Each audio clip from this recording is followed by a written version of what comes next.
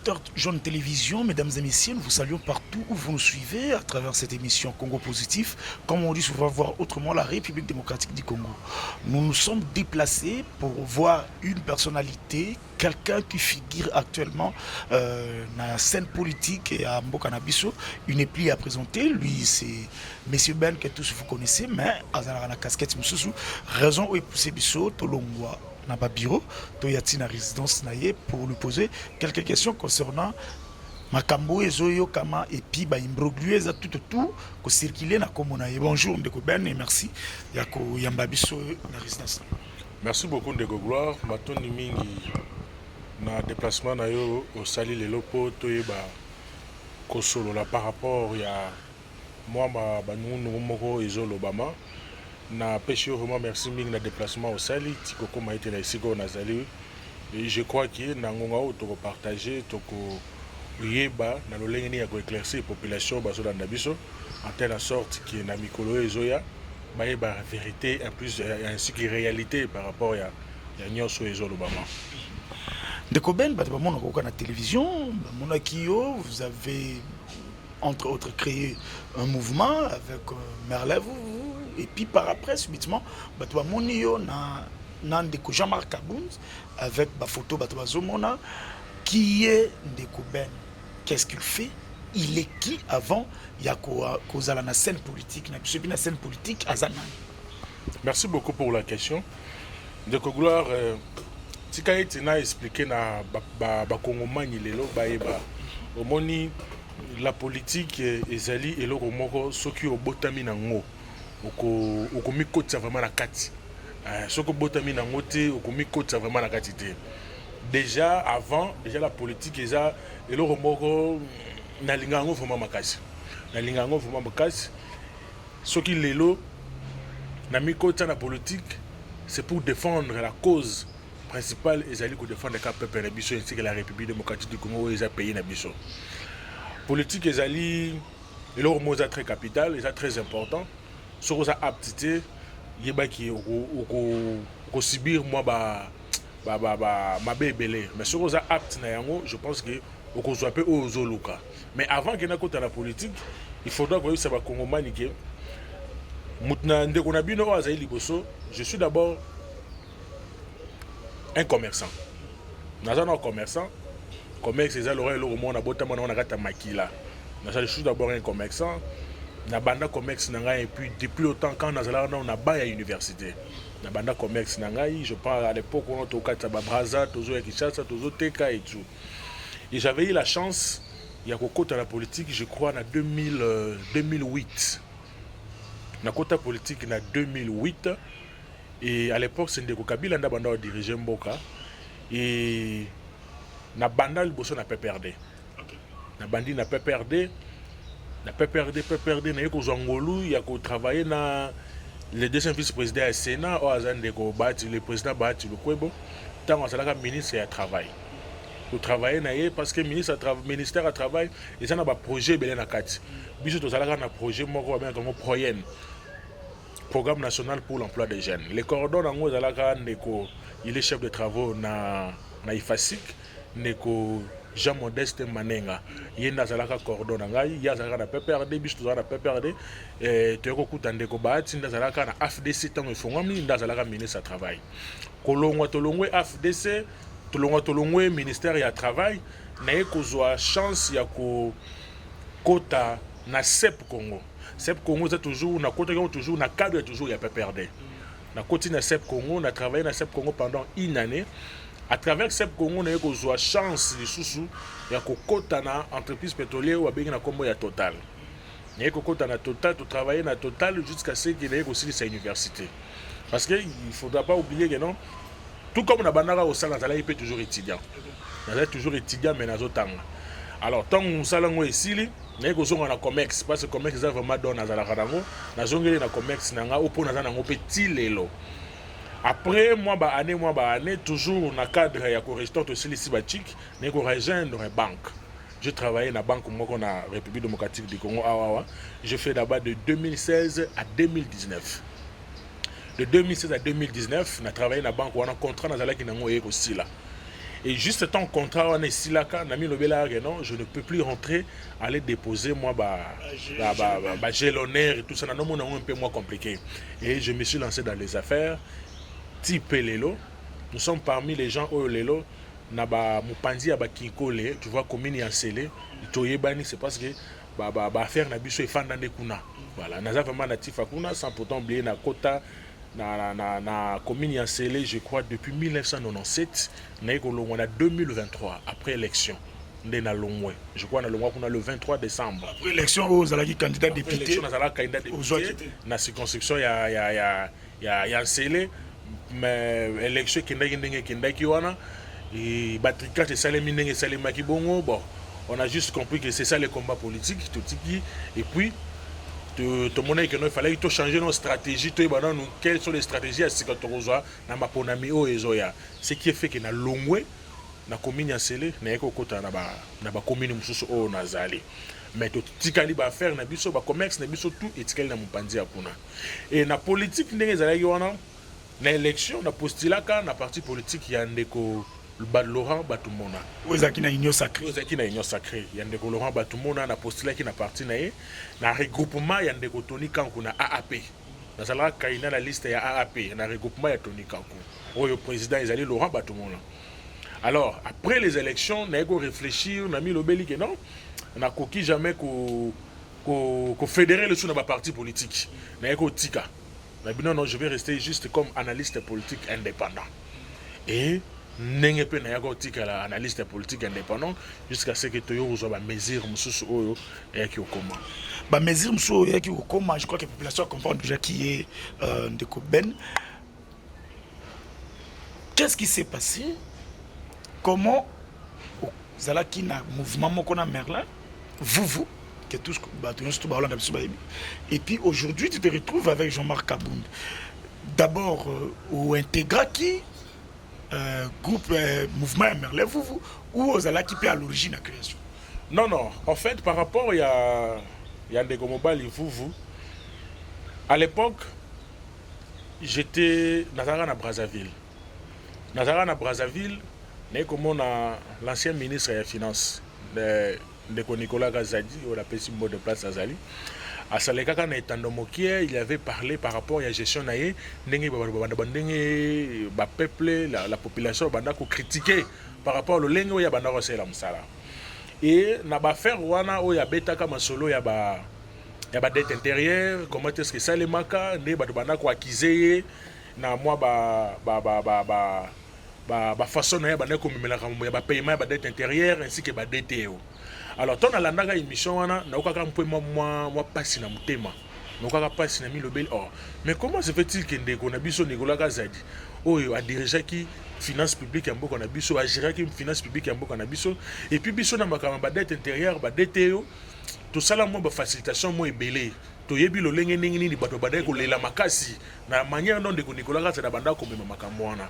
Comment se fait-il que akoki ko ya ko boba ko zoba peuple na niveau oyo na retour na Kinshasa na talaka etandomoki moko na monaka émission et j'avais préféré na les émission wana pour que na bandeni yako loba oyo nga na yebaki par rapport à paiement ba DTO na ba dette intérieure ndenge Nicolas Gazadi na bandai ko memelango na gestion na ye na lekaka na émission moko na yebité za na chaîne Montréal télévision et na ndeko journaliste o na kotanga pe kombo na ye ndeko Ben Kayembe na lekaka na émission ndeko Ben Kayembe na pesaka pe point de vue na ngai par rapport ya ndenge ngai na sala ba facilitation ya ba DTO ainsi que dette intérieure. Alors retour nango izalaka mutu moniteur to salaka ba analyse les retombées chacun à sa façon, chacun à sa manière ya réfléchir. Alors na kana bango ba réfléchir ça qui na ndenge na bango sans pourtant connaître mais ndeko alobeli boneni parce que les détails que j'avais donné, les détails que j'avais expliqué au moins ce que muta répliqué c'est que muto alobi bosolo c'est que ayebi. C'était un certain dimanche les retombées ya émission et ya tant retombées ya émission et ya ka mabe makasi. Na zoka ba coup de fil tellement ébélé que comme na mokolo ya lundi dès je me dirigeais d'ailleurs na aéroport na ki no sala moi ba inventaire na mupanzi ya ba maison ndeko zo appel ya journaliste oto sala na émission ayebisingai ndeko vraiment émission ba retomber za makasi nazo zo ba coup de fil ebele alors il faut omi batela ayebisanga bongo no il faut omi batela na bi d'accord vraiment merci voilà yo na aéroport ozolingo bimo kene mboka msusu nazo luka na bima ayebisinga non il faut luka omi batela je me souviens jour wango na zonga ndako mbala moko na zongi ndako na la même pas madame na démarré les choses pour na Katia Braza je fais au moins 2 semaines na Brazzaville tant où situation c'est le roi moi kokita et tout na ko replier ville province à Kinshasa tant on a zongi na kin na bandi pe ko landela je pense que dans ce moment là na lekara sur la télévision té na lekara na télévision té na vraiment na linga qui vraiment sur le na télévision té à un certain moment bato appelle singa ba conseil mingi non non déjà bo soko bangi ceux qui ont se reculer ils appellent mabé il faut avancer ils ont bonne politique parce que je vous signale que des journalistes na zoa ka ba appel moko impossible na zoa ka ba appel moko mabé na zoa ka intimidation moko ya intimidation ils arrivent vraiment grave nga mona kuna komara na mona na mwa bangi par rapport à la lobeli kuta pourquoi na lobaki tout ça mais c'est pour nous non non au moins on a éclairci la population ba yebi vérité bosolo ndenge zalele ndeko vuvu na ko kokutana na ye c'était toujours na nzela ya ndeko Ben Kaembe donc on appelle symbole de place azali lokola yene to banoso ana na téléphone na bana ko mona ndeko vuvu mingi na ba TikTok na ba YouTube na tu vois na ba Facebook et tout sa façon ya kolobea na mona comme si c'était le roi toza na ele lobeli moko na position toza na on zaki un peu position moko batala ki mi balé bango na ndeko Alain Bolodja alors on a mis lobela que non non na minute yo déjà na komo kende il faut nazala un peu na moi penche moko quelque part ou bien place moko na zaleli groupe moko ya batna kalaki voilà alors souci nanga ezalaka na kota et pas Alain Bolodja souci nanga ezalaka na kota et pas ndeko Alain Bolodja je me souviens to sola ngo pena ndeko Ben Kaembe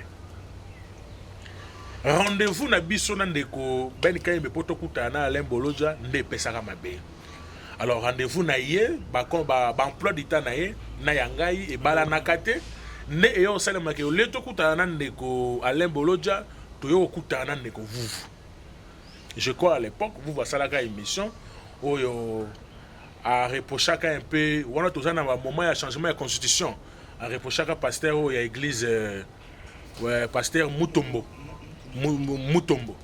le nani voici l'homme a reproché par rapport à propos il y a tenaka pour un changement de constitution liboso ya bandimi na église je crois ça kana ba moment wana neto yo ko pesa rendez-vous to kutana ngana ye na ndeko Ben Kaembe to sololi et tout abinonga pena la ndaki émission ils allaient bien to travailler ensemble nazo créer mouvement moko boye mais na na pour ça apport na yo pesa très important pour to bandeni ya ko créer mouvement ngapena yebisie eza pe idée ya malamu na lingaki susute ko za la pencher na ba parti politique le ko les mouvement moko za ba jeune c'est quelque chose de très important.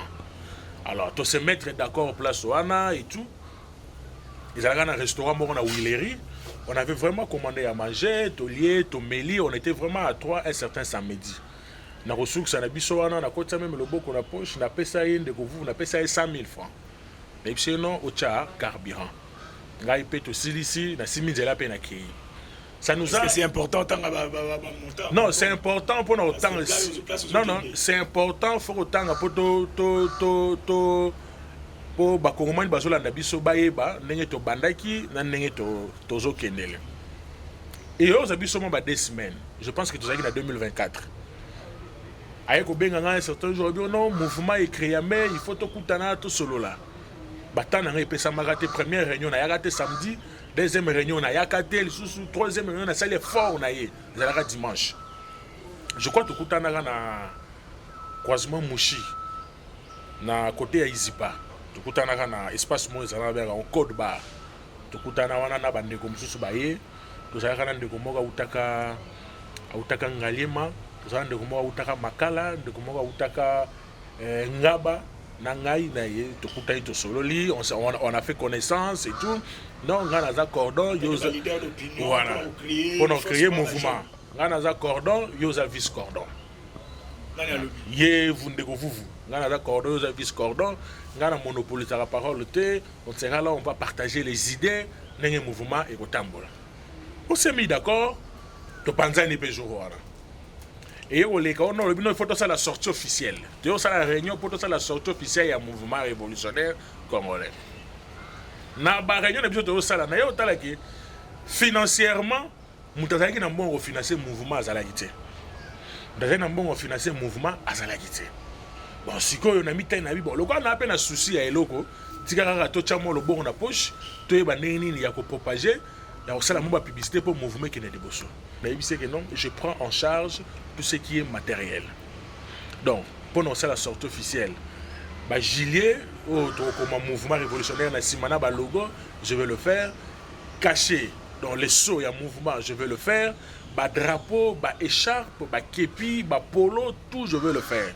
Bah bâche, na joue responsabilité na on a kenda pe na sali, na na ngopé, na déposer jour à réunion na pesi. Ya bandi ono, il faut na kende pas de hôtel, il faut na rozambon inutile autant ba bande on a pas basaka bande journaliste. Faut na bamsou baza ba leader d'opinion na ba parti politique bamsou baza ba président ba parti politique faut na qui n'est pas président tel na zombongo il faut na qui n'est pas de hôtel na zombongo faut na qui n'est pas collègue tel faut pesa mbongo et tout tu sais comment sortie officielle est seulement entre les 13 ou bien les 14 décembre si je ne me trompe pas il y a mouvement tu sais comment les 10 mbongo ezati bateau il y a le bail qui va couper sambon pour tout ça le mouvement pour tout ça la sortie officielle le mouvement ngai personnellement na tika la mon réaction ma côté tout ce qui est tout ce qui est finance na mon raté na bino non toujours pour ça na pemenya sortie officielle na convoquer réunion étant que cordon adjoint na convoquer réunion to kutani na bon ah to pour ça na les 14 pour ça na bilo non surtout tout ce qui est matériel les alliés mais ce qui reste les ambongo photo foot à média il faut tous amikanda à l'état il faut tout ça il faut tout comment et tout mon contribution muto contribuer à ça la quitter dans mouvement là muto qui na côté le bon na poche abimisi ata 50 ou bien 20 dollars à ça la qui na été na bimisi na pesa bango na pesa y cordon na pesa y cordon vous na pesa y 700 dollars et ici que non même na chiffre pesa nazo pesa poto kendet voilà na pesa y 700 dollars nabi par nanga yango to sali peut sortie officielle je crois que ça marche entre les 13 et les 14 to sala la marche to tambol à l'époque honorable Mukeba à la prison Makala to sala ka na bâche to komaka libérer Mukeba to tamboli ko bandati to tourner lingwala to ko suka na terrain ya PLZ na lingwala to suki wana to sali discours wana isili d'ailleurs on se rend compte que na tikala déjà ngamoko poye déjà longwaki heureusement zaki na chauffeur na ngai to démarrer bon na zongi ndako ba journaliste mususu ba média mususu kutu bayaka et pas nanga ba yo ozana mbongo na futi bango ba ke image lekaki et tout to ko beng sa réunion poto sala état de lieu ndenge nini sortie officielle lekaki tango to kutani to soyo dobi azaki fai balassement il faut to bongisa nde esala yeke no te okuta na ndeko vous to sali moment to sali ba sortie officielle et après to yako démarrer mouvement donc ezala ki ndebo parce que nini esali lisusu ke no à un moment donné brisque bato ba mona kaka yo longwe okomi na ndeko Kabundu non en fait comme on a président Kabundu ezaki choix on azala ki na omoni la politique to visaka mingi la politique comme on a toujours dit c'est un mot d'intérêt so tali que place au intérêt na ngai vous allez respecter au fond na lokolo wana et le retininga na longwa na longwa daka MRC mouvement des révolutionnaires congolais et le retininga na longwa ça qui est un peu très capital parce que je m'étais senti que non komaki en danger. Pourquoi oui na komaki en danger na sens que na kati mouvement na komaki en danger na sai déplacement vers Dubaï. Donc on a fait déplacement vers Dubaï. Au moment où on a allé kuna, on a dit que procès Yandego Nicolas Kazadi, ezalaki te na yeba ite ka déposer ka plainte na ye et tout. Na landa ka na Facebook ndeko ben ka imbalaka invité na parquet. Toujours c'était par rapport à une mission. Avec invité na parquet, ba kenda kana mettre côté ce pam, je ne me trompe pas, bazalaka na mettre tout ces béa. namona kango na statut, namona on a ba publication na Facebook. Et j'ai été touché. Nabi oh, mais problème oyo ezana nini bo. Moyen na benga ndeko ben ezalaka te, moyen na benga pe mutu ezalaka te parce que les crédits c'est coûté. Na ba WhatsApp na j'étais trop parce que na somba ba biloko na daka vraiment na téléphone te. Na daki trop un peu en mouvement. Na benga ndeko communicateur moko ya azaka na partie Nouvel Élan. Na benga mbe na moni ndeko ben kai ba kendaki na parc. C'est quoi le problème? Oh non, ezaka pour monnaie Nicolas Kazadi. Na bi oh. Ah bon, il y a une mission to sala ki. Oh ouais. Na benga mo bandeko mais na quoi ki ba kendaki. Pour ngena yeba un point moi vérité. Oh non, c'était par rapport à l'émission. Vous êtes na habité et tout. Ngai na fandi, je crois que c'était un certain vendredi. Na moyen de que vous va bien en téléphone. Oh non, awa, bachelio avis de recherche. Bachelio avis de recherche. Il faut que tu aies avis de recherche wana. Anaka vayo bi mayo tika kiamu. Avant donc il n'a bima na tika kiamu. Pour ça na tire on balinga ba zoanga na aéroport. Oh non, bachelio avis de recherche. Na avis de recherche par rapport à quoi? Oh, il y a dossier na yo bona pas. Moi, ce que je vois, c'est mon cher. Non, il y a des fake news. Bon, peut-être que on solo. Tout le monde est OK. Oh non, il faut $100 pour ton yata. Mouto, à ça, la avis de recherche. C'était un vendredi. Mais le coin a cordon, il a adjoint. Au PESA, $50. On a payé ça $50. On a dit, bon, on a minute au moins $50. Ils ont été pour placer dans la musique. Oh non, d'ailleurs, il a pris ça aux gens qui n'étaient. Parce que la photo. Nanyo surtout à niveau aéroport. So kiti ba rejoindre. Na lobby d'accord. Na tindaye, na ebise kene na agence de voyage parce que j'ai une agence de voyage. Na ebise na zo benga mono à travers une agence de voyage na ngai, azo tindelo mbongo na téléphone. Et aux moi 10 à 20 minutes, m'appelle l'équipe, non azo kanga bureau, azo kende jusqu'à ce que ba tinde $50. Na bengi ozu $50, ouais na jo d'accord. Nazo benga ye po nakendo kutana ye to nyata dossier ngape na tina chelio $50 un vendredi yango esili to lali na suite te samedi na suite te dimanche na tongo na suite oh non OK to solo lina ye et alobi anyati mandat anyati avis de recherche wana mais ce ko po ba kotisa wana kata ba farde po ebosa na libela. Il faut au moins tout les bitos sola. Une affaire à $1000. Une affaire à $1000. Il faut tout sola. Puis banani. Vous, azar sur ce que l'émission yoga biso, il sait bien que ce que j'ai dit c'est la vérité. Il faut payer ça $1000 pour ton yata et le voilà. On aime c'est bon. Ça va pas de problème. Plainte en haut, bah déposer qui ouais. Ah, il y a déposé ma plainte kaka n'a pas que à Gombe. Ah bien bon, ça va. Là il y a un dossier.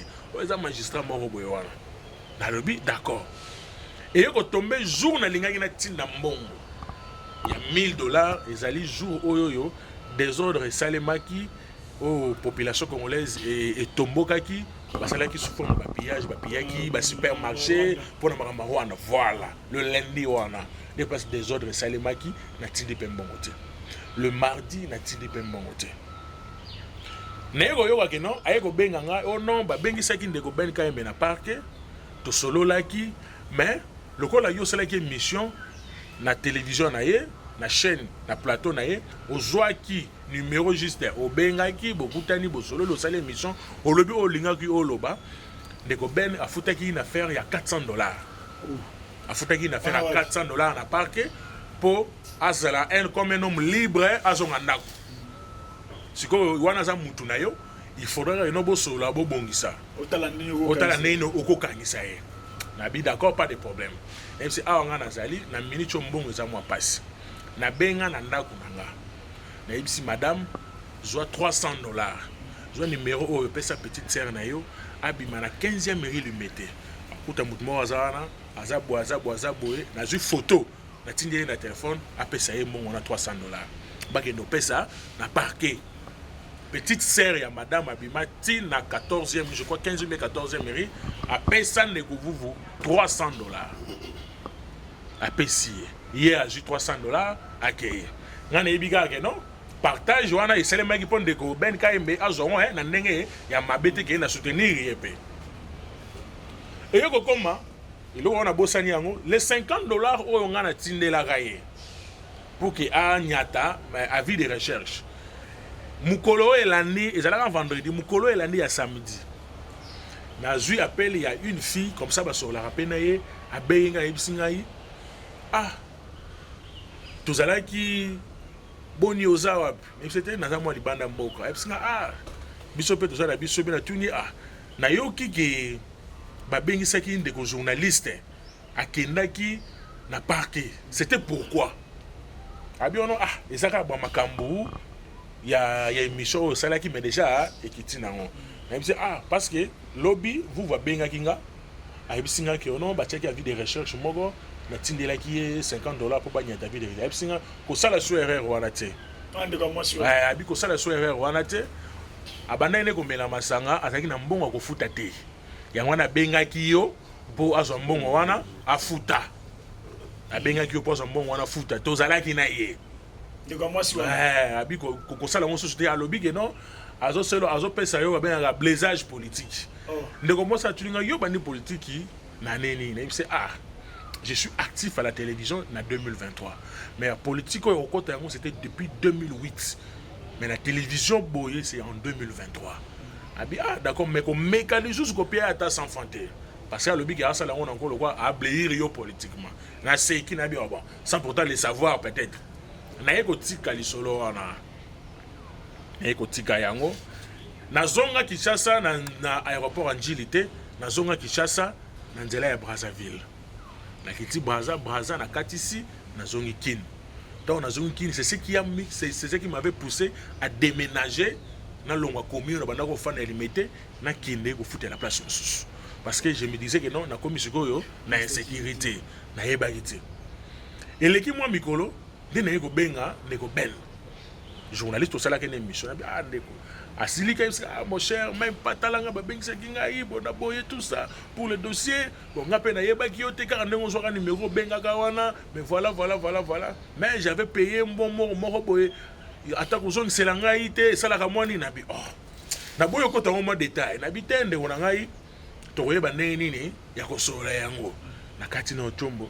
Na bengi ndeko vous na benga na tuna na zo réponse teti lelo na tiko zo réponse par rapport à $300 ya gauche pour basengaka pour ndeko ben kaembe il fallait payer au moins $400 ye a sera 300 et pas na ngai akena yebiti 300 et comment ou bien commandé donc ceux qui bandeko ba accompagnaka ndeko ben fo bebe non ngai na pesaka $300 na compte ya $300 na pesaka vous voyaka ozwango leki ya madame na ngande a pesaka embongo wana situation wana eye kotikala ka ndenge etikala ki wana ti dossier eye kolala dossier paye kosila nango et oui qu'on rappelait ndeko Merlin bon ndeko Merlin na rappela pona yeba soki ndeko ben azwa kaka même moi location na tindaki na cadre ya assistance na tikala ozwa réponse ti lelo réponse tikala bongo kaka likolo na yebite soki ndeko ben azwa te et puis na yako so na ndeko ben na téléphone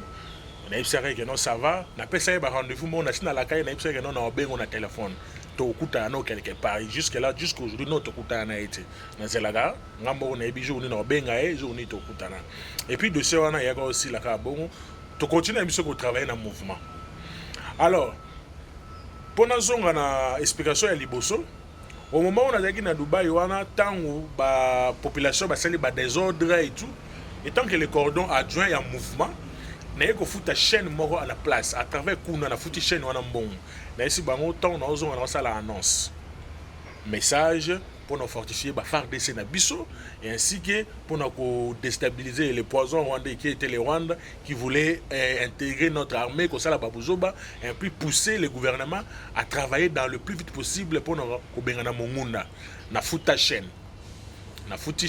je suis rentré à Kinshasa na rédigé avec un avocat na travailleur na rédigé discours autour de tout ça là je crois tout ça là on a faculté catholique na rédigé discours c'était bien tout le monde bamandement il y a même un professeur psychologue ayaka atalion abi non c'est vraiment bien na jui yango na groupe ya mouvement na tindi na groupe ya mouvement na kei baselinga spot ya publicité na tindeli pe Merlin vous spot ya publicité annonce aux alaki na mukolo elande. Il a réagi par rapport à l'annonce. Oh non, il ne faut pas que ça l'annonce parce qu'il faut tout ça la réunion et tout. J'ai déjà payé la chaîne pour recevoir un et ainsi que pour nous travailler. Oh, tindelanga ébauche. Il y a écrit, on a signé dans groupe, tindelanga na privé. Na tindela ébauche, attends, na ça va, autangi, s'il est amandé ou amandé, aux autres selinga pour te baner ya gotabi, lobby, je dois faire cette annonce. Na tindela ébauche, tilelo batanga ébauche te. Vie. Batangi ti. Na tindi na groupe, je n'ai pas eu de retour. Bon, je me suis dit que quand même, il faut na leka, na leki, na beti discours wana. Et s'il na jou na partageons na ba groupe. Et les kaka en direct na YouTube. Il y a chaîne mora munene na mboka o na boyo tanga komo nango patron ya chaîne wana azwa extrait atindela ye Merlin na téléphone. Alobi na makambo zo lega na minute oyo est-ce que na ko relayer sikoyo message parce que message est fort. Merlin boyi habité ko relayer yango te zangane muna lobité. Ko relayer information wana te. Bazui mukolo chaîne pas une information wana aniati. Alors na kati ya chaîne wana eza na cameraman mo nga na yebiye abenga ipsinga mukonzi sepeli na noso utosa na ebita jongo wapi mais alinga relayer yango mutu na yo bo travailler na ye aboyi alobi ke yene mutu apesa information wana ti et même nuit Merlin a sali message na groupe abengi tu vois les gens tous aller na bango vous va bengi bango na groupe non bo convoquer réunion en urgence mais ba tchanga na réunion te ngana yate oh na mon message dans le groupe na tangi après le secrétaire général du mouvement Gédéon ozanangalima abenga est-ce que nos cordons adjoint tchana c'est ko silicaté et tout na ça Dieu merci yenda zalaki ko s'occuper na makamono tout zalaki ba message na ba groupe et tout ah effacer alongo l'information que yo za na réunion na nabi ata longo liango je ne viens pas c'est un manque de respect non yati si Merlin devait parler il fallait comme langa na numéro na ngamo ya téléphone comme il m'a pas écrit non yati aye ko longo l'information na ayo sa message na groupe na boy goya na kena réunion na te ba sala réunion na ba okande sala histoire na petit kala kande tikali wana sikoyo moi je ne voyais pas Merlin, moi je voyais que le mouvement parce que na mon non awa to okende bien malgré moi ba faille ezalaki. Mais au moment où Tozalaki n'a qu'à travailler, tout le monde qui connaissait ce monsieur, vous me disiez que non, tu as fait un mauvais choix, tu dois te débarrasser avec lui. Tout le monde comme qui va camarade naïe, va communicateur même na ba journaliste. Oh ya zarana bango ba sekaka ba liaka ba melaka place moko mais disait toujours na mupanzi be singa non yonde ozana le mouvement là n'a pas d'avenir. Mouvement là n'a pas d'avenir selon Merlin, a lobby que non, a profiter balar na yo pour ablayer yo politiquement. Non. Mais je vous dis la vérité. Je vous dis la vérité. Bato yo bazal bozalana bango na Merlin. Oyo kuta bango na bango. On a kuta bango na inebi bango. On va c'est la bango publicité ah exacté. Oh non, azo abi essayer à profiter kaka na mo balar pour na comme mouvement ekende. Na seki. Tu vois, so za mutamaye les so ba opération d'information, on a pas décision ba la morte. Na zo ka ba décision na ka to encaisser. Ba ça non, il est temps de se débarrasser na. Il est temps de se débarrasser na. Bon, on habite d'accord, je vais prendre un peu mon temps de réfléchir sur ça. Et un jour moko, un ndeko moko ben sangai, azali na parti ya ndeko muzito. A ben singai to qui fait tout ça la communication de l'opposition. Oyo ndeko Bosembe na ndeko Patrick Muyaya, baloba ke non ba petit saka communicateur opposition ou ba petit communicateur baloba pour la situation isolée na niveau est.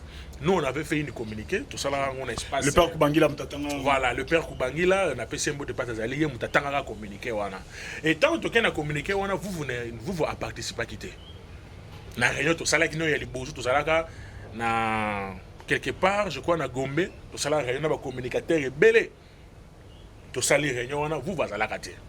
Alors tant que vous ça la déclaration vous à la rater. Maintenant et poser quoi que tout ça les déclarations tout sécher télévision. Mais lui passait à la télévision. Okay. Quand on lui posait la question par rapport mais tout le monde corridor adjoint d'ailleurs bah ça oh non et wana makamuna bango nga etalinga ite. Déjà na monnaie déjà entre bino opposant il faisait partie d'un opposant parce qu'on avait dit qu'on ne peut plus communiquer parce que tout comme le gars va privé de liberté. On ne pouvait plus parler, c'était par rapport à tant moroboy. Papa et au katanenge katakiwana tu rezones na biso plateau. Oh non, na ça partout les moyens. Na bando les gamana ba chaîne mingité hein. Na ça partout les moyens, na ba chaîne nga na yebani na ko bisa na bando bisa pe batwana baba na ko yambayo. et ça va bien. Mais au moment, c'est lui-même qui parle. C'est Moutoumsoa Lingaloba à Tchekal. C'est lui-même qui parle. C'est Moutoumsoa Lingaloba à Tchekal. Voilà, je me suis décidé moi-même il y a passer la télévision. Je crois que Floribé a passé un mot de passe à Zali, à Koutani Sangana Yves Luamba, à Koutani Tsingaï Nayo, je crois que Sangana numéro na benga na téléphone, à Koutani Tsingaï na journaliste Ebele, et à ce moment-là, je me suis lancé maintenant activement dans la télévision. Na bani koloba na compte ya mouvement révolutionnaire congolais. Étant que le cordon adjoint. Alors, tu as une initiative, il y a ça là, descente. Nami bon, il a proposé toi qui t'a Kanlouka. Bon, n'a eu ça les tirs, n'a eu Kanlouka, et un terrain morboé, ils ont un peu glissant trop. Avant que les Kanlouka, il faut avoir une stratégie belée. Parce que tu as vu que Kanlouka, c'est un natif nango bazali. Tu as Kenebo, tu as les fiasco, tu as Kenebo, tu as compte, c'est pas nos bimé comme il passe. Il faut avoir moi ba précaution moi ming. Tu as les petits douana, naïe, un certain garçon. Azara kuna Kanlouka ono yeno ya babiso etu ngana bengi masa ngaza mutamabela Kanlouka tous les quatre ko ya Kanlouka ba ebie et c'est ya na réunion mais ba ignorer na réunion ba kotise na masolote et ba singana mon cher ba kotise na masolote ngana kei mais na souhaiter bino ga bonne chance to sali ba planning to sali ba calcul et tout to mobiliser autant de personnes. J'ai pris encore la responsabilité dans lobby que nazo créer nazo sala ba drapeau nazo sala ba charpe nazo sala nyo surtout na sala nyo surtout na pesi na mouvement mbongo ya ko louer espace na pesi mbongo ndambo babakisi ba louer espace ba transport tout zaki mutuka na ngai na mutuka mususu na louaki zaki na compte na ngai mbongo o il fallait que to pesa bateau ba mobilisaki o ba ko yoka biso. C'est moi qui ai sorti cet argent. Je me souviens ces jours-là, mais na soana na madame nangai juste parce que na bimisa ka mbongo wana 1 500 000 francs. Na bimisi yango mutasi mbaka mbongo wana ezali un monsieur qui s'appelle Dieu merci. Azali pire petit naïe. Asimi mbongo wana tokei na mouvement. To sali autre encore sala to bimika pe Kanlouka. Mais le petit Dieu merci prend l'audace au lieu de ça 1 500 000 après si bana wana 500 000. A eu 1 500 000 à tient na poche. Nangai na vous to yebide. To bimi. To zongi Kanlouka, to zongi cité. To ya na place to no sala ba réunion na code bar. To fandi to sali no so tutu to zu ba drapeau ba bash mususu na zonga na onda ku mususu na zuna tiki. Lobby na tongo. Bato basimba Kanlouka ba bengi ngai.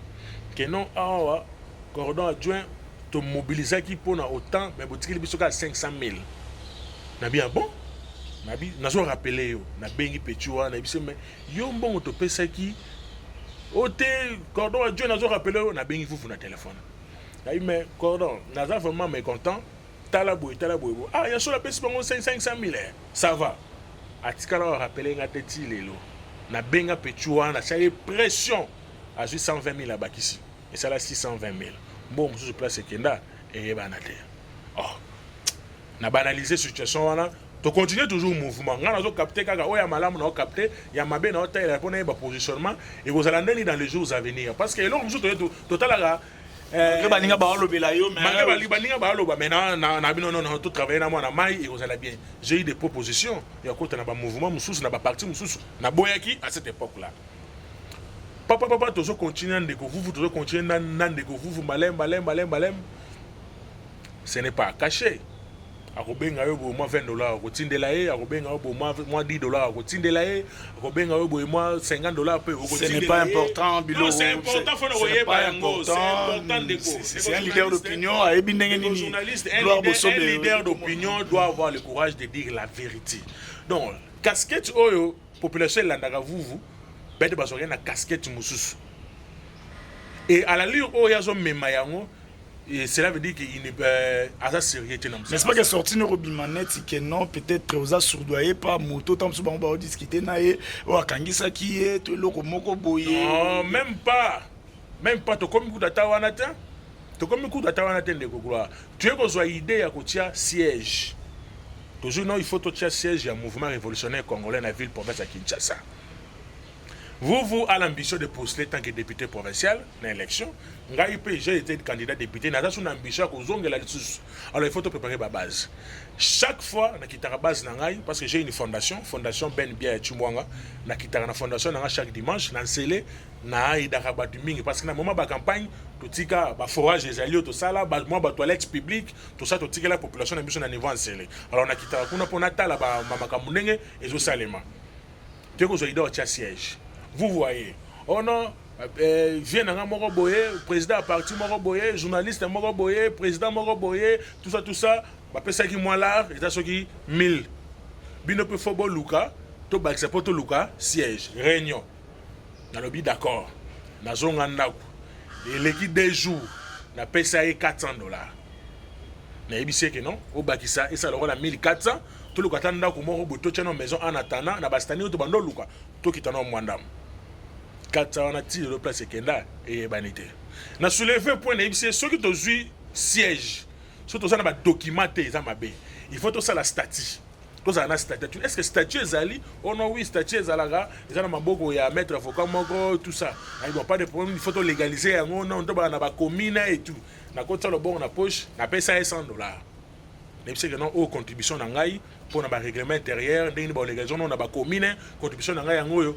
Oh na msona yo paye okoki kobakisa place Kenda na ebité tilelo na monika kono lisolo ngo pe ya kotia bureau na Kinshasa et limwa kaka boye.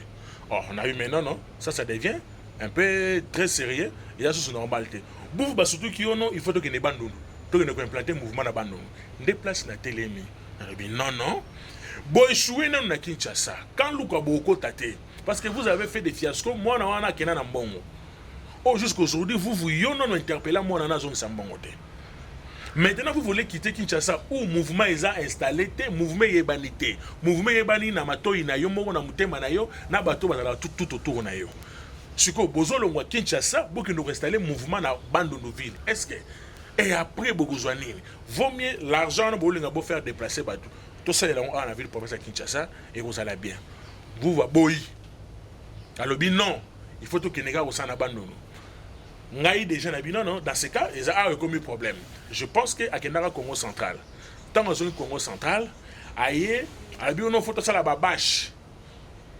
Donc comment à l'époque, nak oyo et Bérand, abandon consulté, c'était parcelle de problèmes. Alors, auto ça la babache, tout comment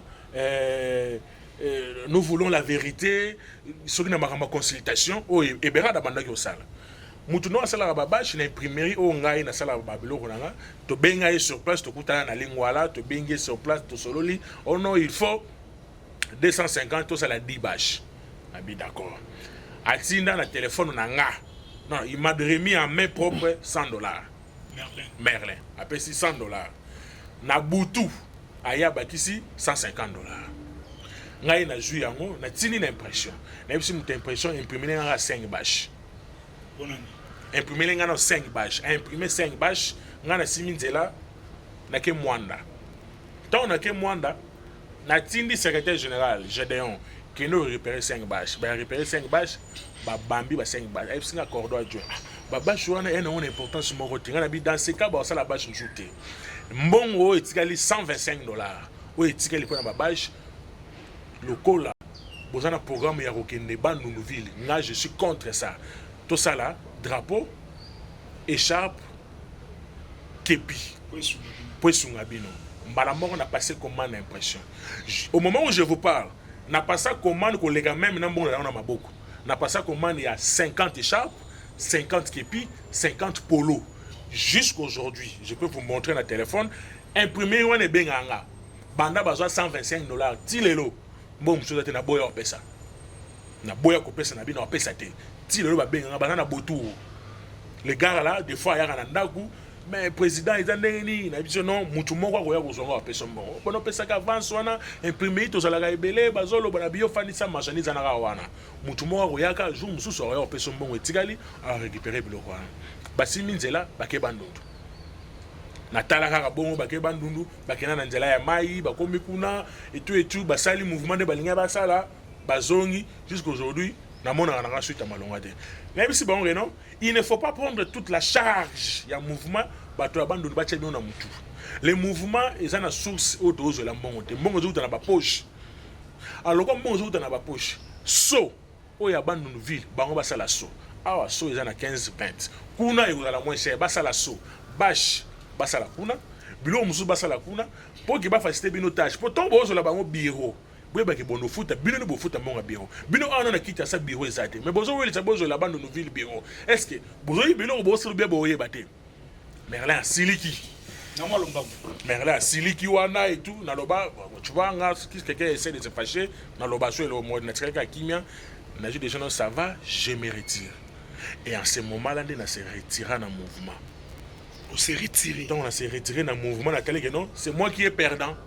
pourquoi j'ai dépensé de l'argent oh na moi une solution na malonga ezate na sali ba misala corps et âme na moni solution na malonga te na comment réfléchir na bi oh mais ma combat bando ebisa ngai eza makamba solo les gens me disaient la vérité na ye na makambu ya maka émission par rapport à Nicolas Merlin s'est faufilé à lelele nga bala a rançonner nga bambongo a zui na mususu kutazwa kutu nzambe kutasunganga soki bana mais peut-être abanda ipe ko salela yo makambu ya solo moko te non abanda ko salela ko moko te peut-être ko yeba te source abanda ko salela eloko moko te abanda ko salela eloko moko te eloko ni osala eloko nini akosala et puis eloko nini alingaki ya sala il m'a rançonné moni de tango bakanga kia nous sommes mobilisés il m'a rançonné de l'argent je vous dis il m'a rançonné de l'argent pas possible.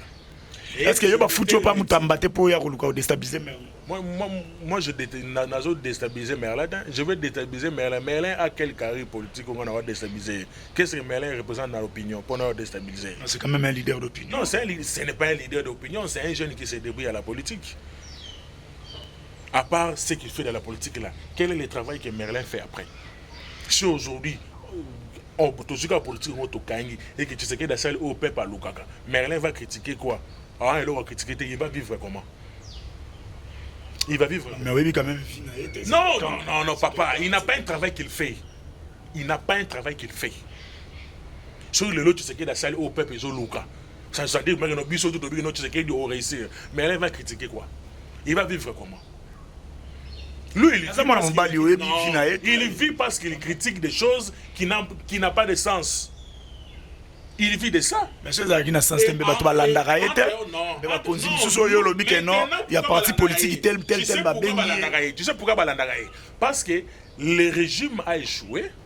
Et quand quelqu'un vient parler que le régime a échoué, on a Balandagaye. Si le régime n'avait pas échoué, Moutarolandais a zate. L'opinion n'a pas de la sans valeur, il y a un impact. Ça l'impact parce que le régime a échoué et la population pense que non, il ne faut pas bêter les maboko. Si ce n'est pas ça, il y a pas banate.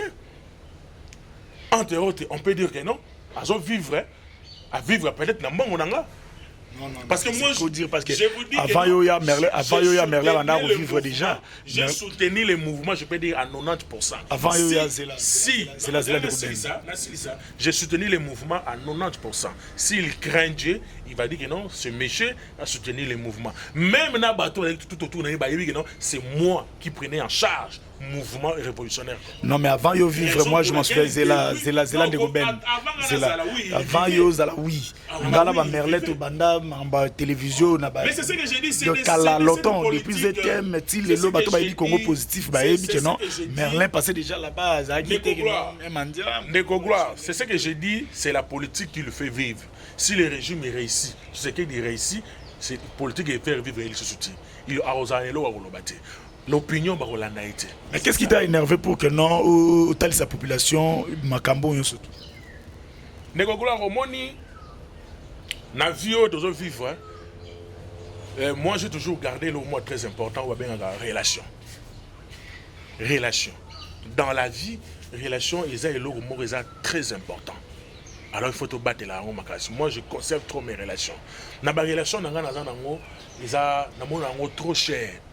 Même na ba autorité mususu na ba relation nanga ou na ko aider pe mutu mususu azwa peut-être mosala ou bien ça eloko moko bo. Ezana ndeko nanga moko na yebai na ye na ko citer comme na été à sala dans une entreprise publique. na eda bana na ye na baninga ya bana na ye bamona moyen kozwa oyo tobengaka matricule. Tu vois matricule na mboka na biso ezalaka lokola soki ebei na mutu opledele mpe mutu tala ndeko na ngai oyo afandi na ndako azozanga moloko ya kosala na tata wana apesanga bakombo ya bana na ye na bakamarade ya bana na ye eye kosalamaki non nakei kopledele bango okopledele mutu gratuitement te opledele mutu gratuitement te bapesaka mwa eloko. Alors ntango ekei ebimi sikoyo bapeki biso mpe fiasco ebimi ya mabe oyo tobanda kozela te. Donc cela veut dire que arrêtez moko na ebite bafabrika kango soki wapi. J'ai pris le courage ya kozonga epai ya tata wana ebisie oyo eza ya fo to anile yango mbongo opesaki na oluka moyen ndenge nini place mosusu na mona ata mwana moko ezala na baprivé na kobetela bana nokope toyebai na bakongo fiti donc place tosomba babiloko na biso na kobeta betelo mwa bakope ekoleka bongo. Les gens n'ont pas voulu supporter la patience, comme on a toujours dit, la patience paye, bah supporter et même n'engagez même qui voilà. Né tout ça là bah émission na betando moké na biso, et ça dans des commentaires à qui a joué numéro, il y a émission tout ça là qui a bengi na émission de journalistes a joué numéro, il y a Merlin a pesé de Corona. Bah yebi qui na ça na mouvement révolutionnaire congolais, bah bengi de Merlin. Dans ses émotions, soit avec une quick, soit avec une évité. Non, non, c'est quand même un responsable. Habiller le mot sur. Non, non, dans ses émotions, soit avec une quick, soit avec une non, non, non, non, non, non. Les propos que je dis. Habiller, c'est un parent, c'est un responsable. On peut, oui, oui, on peut pas permettre. Mais lui, il n'a pas compris que je suis responsable, je suis parent. Qu'est-ce qu'il a fait? Il a tenu certains propos qui me poussent aussi à répondre à certains propos. Qu'est-ce qu'il a fait? Vous comprenez? Quand quelqu'un vous appelle, sur base Yamout. Moi, je me suis séparé avec Merlin. Quand les gens m'appellent, pourquoi on s'est séparé naïe, je ne peux jamais dire. Non, c'est pour mes raisons personnelles qu'il s'est séparé naïe. Tout le monde. Non, je mets quiconque en défi. Mais lui, au moins, on vous appelle quelqu'un que tu ne connais pas. Il vous parle, oh non, t'as là, boyna boye, tout ça. J'ai des audios dans le téléphone. Il a craché des bêtises. Oh non, on a benganaïe dans le mouvement. C'est comme si lui m'avait chassé du mouvement. Oh non, on a fait ça, bambongo ya mouvement, c'est comme s'il me donnait l'argent du mouvement. Oh non, akena na bambongo en mouvement, c'est comme si akena na bambongo en mouvement. Vous comprenez ça? Et là, dans la vie, il faut être sincère. Mouto a fait ça comme maï, n'attend pas, quand même, il faut reconnaître. Vous comprenez? Mouto a fait ça comme maï, n'attend pas, quand même, il faut reconnaître. Et la personne que tu ne connais pas. Et puis, bango, les mêmes batouana. Bazu au Joana, batouana, c'est l'inga na téléphone. Le pire encore, Merlin se me dit que non, Merlin se dit que non, je me connais dans ma chaîne de télévision, moi et Belé. Donc, dans ma chaîne de télévision, on a les caca. Oh, il y a Yébani. Ils sont en boy en bagaïté. Entre autres, il y a déjà 2 chaînes de télévision. Est-ce que vous assurez? Est-ce que vous assurez? Parce que vous m'appelez Merlin. Merlin, c'est mon ami. Peut-être, je suis le pire aussi. Il y a Merlin, peut-être. Vous pouvez être des amis avec ce monsieur Merlin, mais. Par exemple, il y a des chaînes de télévision où instruction comme que non ba yamba parce que ba ina ba journaliste wana ina ba kolo chaîne. Et d'ailleurs, je me suis dit non, quand je passe dans les émissions, c'est moi qui paye l'argent. Je ne passe plus. Non, les caté. Non, les caté. Et maintenant, sur quelle intention? Il prend tout ce qu'ils ont parlé avec le monsieur. Il propage cela partout. Oui. Il propage cela partout et il dit que non. Parce que je lui avais déjà répondu par rapport à certains amis, je lui ai dit que non, cette histoire, et ça risque de tout comme à niveau moroboy. Il s'est tapé la poitrine, il a lobby que non, il est en rage, on a entré partout.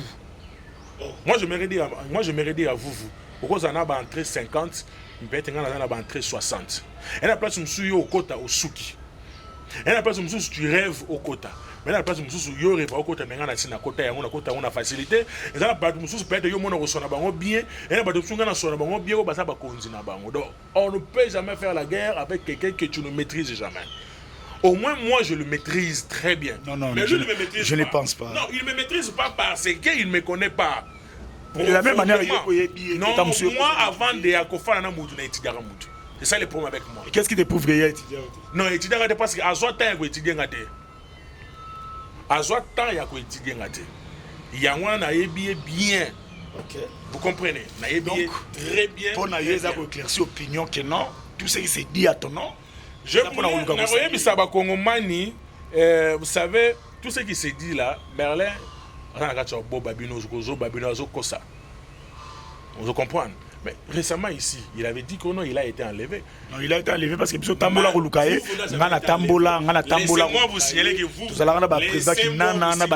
vous n'avez jamais été enlevé. Est-ce que vous en avez Et j'interpelle Naba Service Nabiso. Si réellement vous êtes enlevé. Non, pas jusque okay, non, attendez. Jusque si là. Réellement, attendez s'il vous plaît. Négo, s'il vous plaît. Si réellement vous êtes enlevé. Et que le service Nabiso Bayebi, bravo. Mais si nos services, vous avez enlevé, nos services doivent interpeller ce monsieur parce que si réellement il était où. Parce que sur les services éthiques, c'est que à salir image à service. Non, parce que mission dans le peut être enlevé. Et puis il se retrouve directement à l'hôpital. À Colis Mandev, à Colis Mandev Nasuki. Il s'est retrouvé où? Donc, tant on m'a enlevé qu'il y avait un en hôpital, à Télémi en bonne santé. Non. Mais entre-temps, il critique bateau peut-être bateau géré dans le gouvernement. Tant qu'ils ont critiqué Bango, il faut aller l'exemple. Il faut aller l'exemple. J'ai dit gloire à Dieu parce que je me suis séparé de quelqu'un que lui-même ne sait pas moussa dans l'eau sale. Quand vous critiquez déjà Moutambake, non, c'est comme ça, c'est comme ça. Mais maintenant, vaut mieux même Moutambake Merlin. Vaut mieux même travailler avec Moutambake Merlin.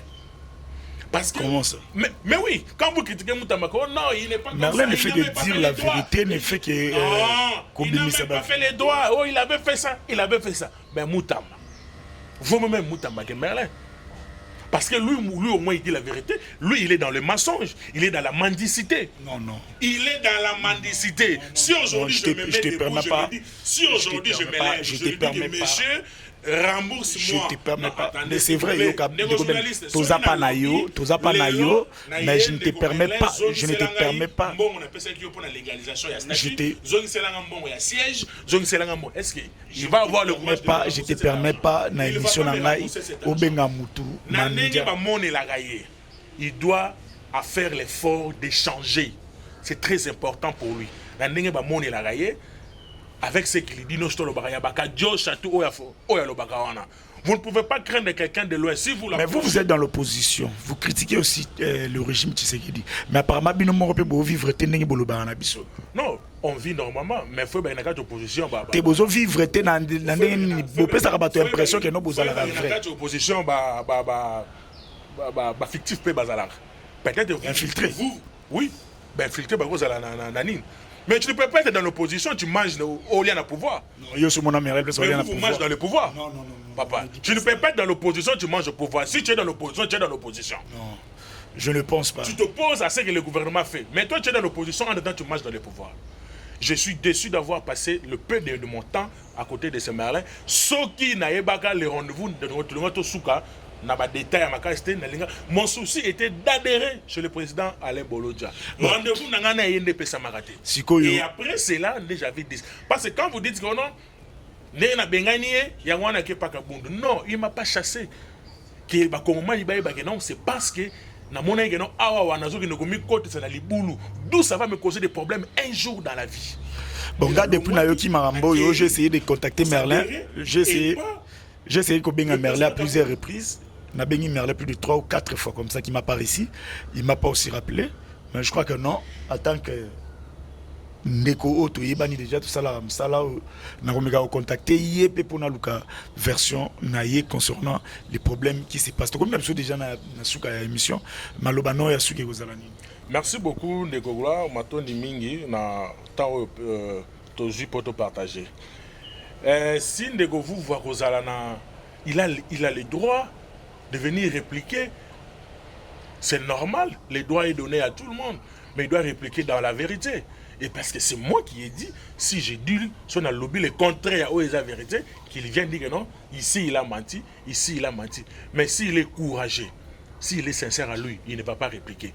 Mais tant qu'il restera menteur, il va venir répliquer. Merci. Pour dire l'opinion, pour chercher à se laver aussi longtemps l'image où moi j'ai vécu avec lui, c'est un monsieur qui aujourd'hui vous ne pouvez même pas espérer les changements avec lui.